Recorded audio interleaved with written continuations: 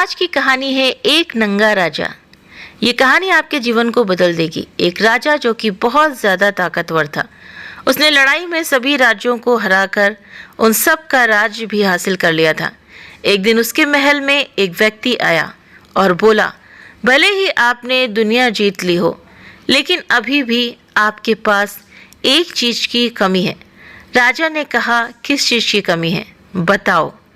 व्यक्ति ने कहा, जाने दो, आप उसे हासिल कर ही नहीं सकते। राजा ने उत्सुकता दिखाई कि बताओ तो सही, वो कौन सी चीज़ है। व्यक्ति ने कहा, आपके पास देवताओं के कीमती वस्त्र नहीं हैं। राजा ने कहा, उन्हें हासिल करने के लिए मुझे क्या करना होगा। तो व्यक्ति ने कहा, यदि आप मुझे अनुमति दें तो मुझे कुछ 6 महीने का समय लगेगा। मैं आपके महल में साधना के जरिए उन वस्त्रों को ले आऊँगा। व्यक्ति ने आगे कहा, लेकिन इस बीच मैं आपसे ज़रूरत की जो भी चीज़ मांगूं आपको मुझे देनी होगी। राजा ने कहा, ठीक है, लेकिन यदि तुम धोखा करके महल से भाग निकले तो व्यक्ति ने कहा, इतने बड़े राजा को भला मुझ जैसा साधारण व्यक्ति कैसे धोखा दे सकता है। राजा मान गए और व्यक्ति को महल में अलग से एक अंधेरा कमरा दे दिया गया। हर रोज व्यक्ति राजा से खजाना, धन, आभूषण मांगता। देखते ही देखते 6 महीने से ज़्यादा बीत गए। राजा ने सिपाहियों से कहा, लगता है ये हमें मूर्ख बना रहा है, अंदर जाकर देखो वहाँ क्या हो रहा है। तो व्यक्ति ने बाहर आकर कहा, सिर्फ 2 दिन में मेरी साधना पूरी हो जाएगी। आप महल में जश्न का इंतज़ाम कीजिए। राजा खुश हुआ। उसने पूरे महल को सजवा दिया और दूसरे मुल्क के राजाओं को भी निमंत्रण दिया गया। राजा खुश थे कि देवताओं के कपड़े पहनने को मिलेंगे, इससे मान और प्रतिष्ठा बढ़ेगी। 2 दिन के बाद वो व्यक्ति समय अनुसार हाथ में एक बड़ा सा बक्सा लिए बाहर आया। महल में हजारों लोग उन कपड़ों को देखने के लिए इकट्ठे हुए थे। व्यक्ति आया और बोला, जैसा कि आज मैं कपड़े ले आया हूँ, लेकिन मेरी साधना के जरिए मुझे कुदरत की शक्तियों ने बताया कि एक कपड़े हर किसी को दिखाई नहीं देंगे। ये केवल उसे ही दिखाई देंगे जो अपने पिता की सच्ची औलाद है। जो नाजायज औलाद होंगे उन्हें कपड़े दिखेंगे ही नहीं। ये सुनकर सब मौन हो गए। व्यक्ति ने कहा, अब मैं बक्से से कपड़े निकालता हूँ और राजन से दरख्वास्त है कि मैं उन्हें कपड़े देता जाऊँगा और वो अपने पुराने वस्त्र साथ ही साथ उतार कर इसे पहनते जाएंगे। व्यक्ति ने बक्से में हाथ डाला और कहा, ये लो राजन, पगड़ी, ये पगड़ी पहने। बैठे हुए सभी लोगों और राजा ने देखा कि व्यक्ति के हाथ में कुछ नहीं है, लेकिन सबको व्यक्ति की बात याद आई कि जो अपने असली बाप का बेटा होगा उसे ये वस्त्र दिखाई देंगे। तो सबने झूठ में ही कहा, वाह वाह, क्या शानदार पगड़ी है। राजा ने उस अदृश्य पगड़ी को उठाया जो थी ही नहीं और उसको क्या किया, पहन लिया।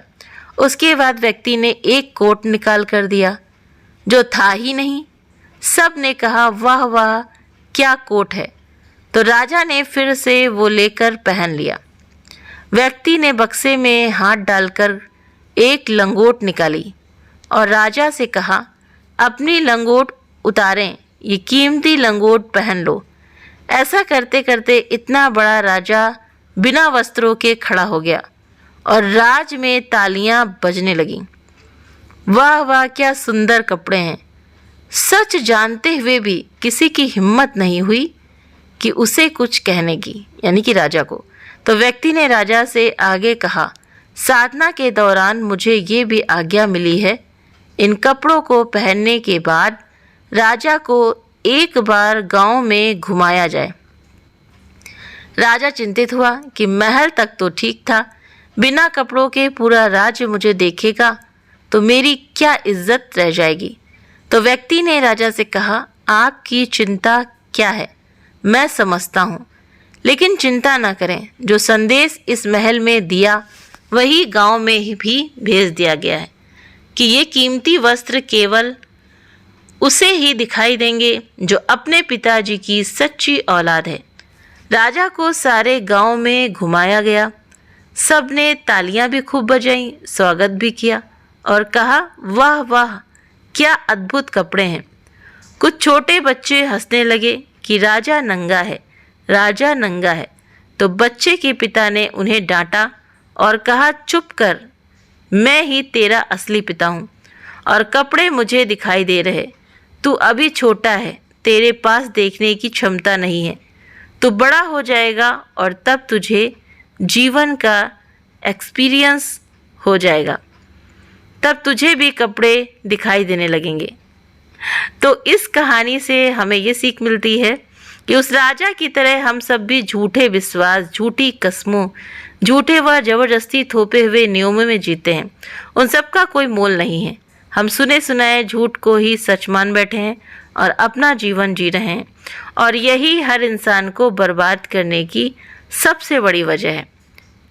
तो इस फलाने काम को इसलिए नहीं कर सकता क्योंकि मेरी स्थिति खराब है, तो ये समस्या है, वो समस्या है। ये सभी बातें लोगों और परिस्थितियों की वजह ही से आपके अंदर आई हैं।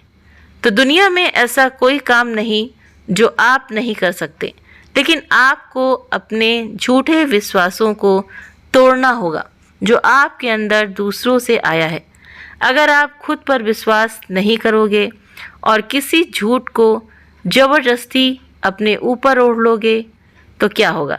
तो उस राजा की तरह जीवन भर कोई ना कोई आपसे अपनी बात मनवाता रहेगा और ठगता रहेगा, और आप दूसरों के दिए नेगेटिव विश्वास को ज़बरदस्ती अपना बनाते जाओगे और एक दिन क्या होगा कि बर्बाद हो जाओगे। तो खुद से एक वादा करो, भाड़ में जाए वो लोग और परिस्थितियाँ। मैं अब दूसरे के दिए विश्वास पर यकीन नहीं करूँगा। मैं अपने खुद के विश्वास से फिर से कोशिश करूँगा और आज से और अभी से अपनी तकदीर खुद लिखूँगा। मुझे यकीन है मैं कर सकता हूँ। उठो, आगे बढ़ो। सच बात है, क्या नहीं कर सकते हैं आप और हम, अगर हम अपनी शक्तियों को पहचानते हैं। लेकिन हम अपनी शक्तियों का यूज़ ही नहीं करते हैं, उसको तो बहुत कम यूज़ करते हैं। 100% में हम कितना 10% भी अपनी शक्तियों को, अपनी बुद्धि को यूज़ नहीं कर सकते हैं। क्यों? क्योंकि हम सोचते हैं ना कि हम कर नहीं पाएंगे। ऐसा कौन सा चीज़ है, ऐसा कौन सा संसार में वो चीज़ है, बनी है या वस्तु है जो आप नहीं कर सकते हो? आप भी वो काम कर सकते हो। जैसे एक डॉक्टर है, इंजीनियर है, वो बनता है तो उसकी बुद्धि भी वही होती है ना, आपकी बुद्धि भी वही है। बस ये क्या है कि उसने अपनी शक्ति को पहचाना और आपने अपनी शक्तियों को गंवाया है। पहचाना नहीं, आपके अंदर आलस्य है, आपके अंदर नेगेटिविटी भरी पड़ी है, नकारात्मक विचार भरे पड़े हैं कि मैं इस काम को नहीं कर पाऊंगा, इसीलिए आप नहीं कर पाते हो। नहीं नहीं नहीं नहीं करते करते फिर वो नहीं हो जाता है। हमेशा आप ध्यान रखिए कि संकल्प में ही सृष्टि होती है। आप जैसा संकल्प करते हैं, जैसा सोचते हैं, वैसी ही सृष्टि बन जाती है। तो इसीलिए अच्छा सोचिए, अच्छा विचार कीजिए। आप अपने अंदर जो आपके नेगेटिव पॉइंट्स हैं उसको आप दूर करिए।